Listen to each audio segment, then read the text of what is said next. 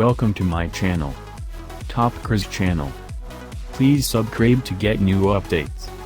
The 2017 RUF CTR, which makes its debut at Geneva, is a radical departure for a company so closely tied to Porsche.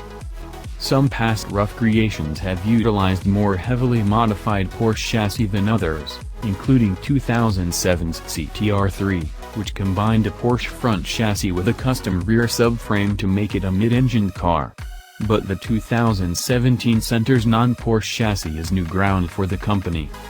The occasion is the 30th anniversary of the debut of the original CTR, the Yellowbird, which was a heavily reworked Porsche 911 Carrera with twin turbochargers.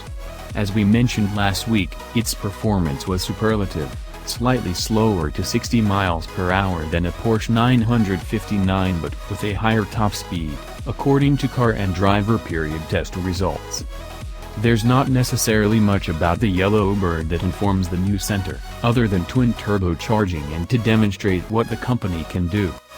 The new CTR certainly sounds impressive. At its core is a carbon fiber monocoque structure, which is a RUF job. Attached to the monocoque are steel crash structures front and rear. The lightweight chassis allows the finished car to have a dry weight of 2,640 pounds. What the more commonly understood curb weight will be isn't clear. Unlike the CTR3, RUF claims the 17 CTR will be a rear-engine layout.